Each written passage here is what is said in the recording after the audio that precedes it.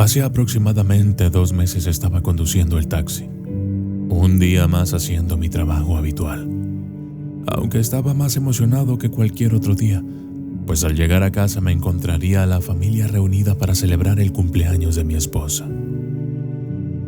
Hacía mucho que mis hijos no nos visitaban. Por supuesto que con sus trabajos y sus familias era un poco el tiempo que les quedaba libre y, bueno, al tratarse de una ocasión especial, los 3 habían confirmado su asistencia. Recuerdo que nuestra conversación se vio interrumpida por algo que era muy llamativo. Sinceramente debo confesar que era imposible no ver aquella escena. La carretera por la que viajábamos era una de las principales, ya que conducía al pueblo, pero a esa hora estaba muy poco transitada. Al costado derecho estaba una moto destartalada. Supe que era una moto únicamente porque, a unos metros del montón de metal aplastado, había una persona con casco y chaleco reflectivo. No se le podía ver la cara, pero me detuve un poco y mi pasajero también se interesó por la sangrienta escena y se asomó a echar un vistazo. El motociclista tenía los 2 brazos rotos, al igual que la pierna izquierda. Aún así, y a pesar del charco de sangre en el que se encontraba, el pobre seguía con vida. Lo sé porque difícilmente movía uno de sus brazos, alargándolo en dirección al taxi. Cuando me detuve por completo, también pude escuchar su voz muy ronca y débil. Entre lo que escuché pude entender solo una cosa: ayúdame. Dijo otra cosa también, pero no tuvo mucho sentido en ese momento para mí. Era algo como Abba Hoy Ayan. La verdad es que en ese momento no me importó. Al contrario, me dio miedo. Y lo que hice fue mirar la escena unos segundos y después me subí al taxi, aceleré y dejé atrás al moribundo. Mi pasajero y yo estuvimos de acuerdo. Muchas veces se han escuchado historias en las que la gente trata de ayudar a las personas accidentadas y luego son acusados como culpables y terminan pagando dinero o en la cárcel. Después de haber visto aquella escena, supe que aquel pobre muchacho no tardaría en morir. Sería un secreto desalmado entre un taxista y un pasajero cualquiera. Ninguno de los 2 hablamos el resto del camino, ni siquiera cuando se bajó del taxi y pagó el viaje. No sé qué estaba pensando, pero su mirada estaba oscurecida. Curiosamente, de camino a la casa, la imagen del motociclista bombardeó mi mente. Empezaba a sentir remordimiento y a haber ignorado su llamada de ayuda. Pero en el fondo, sabía que había sido lo mejor, porque otra persona más capaz quizás que yo lo estaría socorriendo. Aunque tenía esa sensación de saber que tal vez no era así.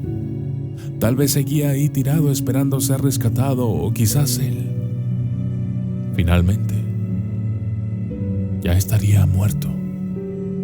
Cuando estacioné el taxi e incluso cuando me dirigí a la puerta de la casa, mi familia había pasado a un segundo plano. Sentía la necesidad de volver, pero también sabía que no serviría de nada. De pronto, además del remordimiento, sentí que me atacaron otras emociones. Era extraño. Sentía vergüenza, sentía ira, sentía miedo. Ninguna de estas emociones tenía sentido para mí. Se suponía que hoy sería un día feliz. Antes de entrar a mi casa me senté en el andén, justo enfrente de la puerta.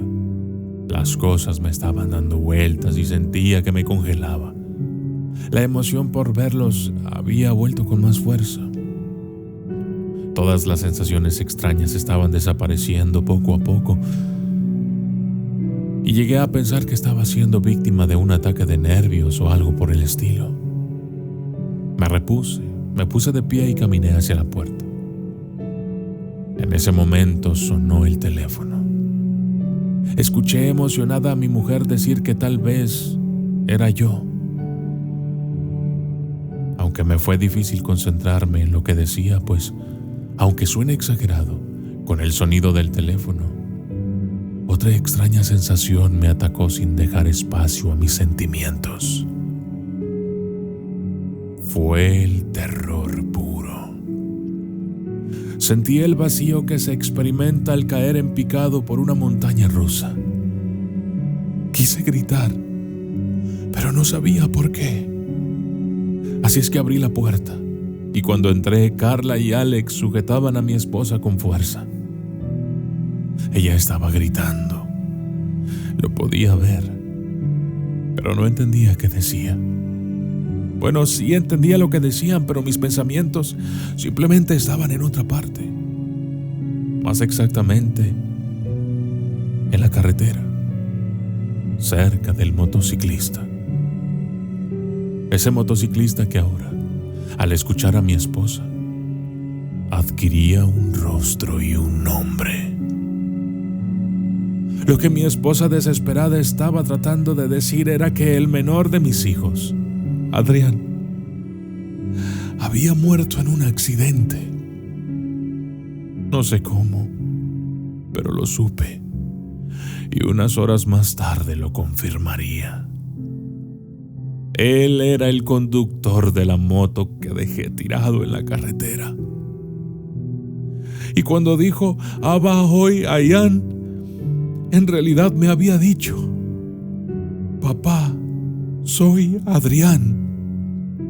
Y quería que yo supiese que era él. La vida nos ha hecho insensibles. El miedo se apodera de nosotros y nos impide ayudar por miedo a que nos inculpen. Pero si no hacemos nada para cambiar, cada vez nos deshumanizamos más. Santiago 4:17. Si alguien, pues, sabe hacer lo bueno y no lo hace, comete pecado.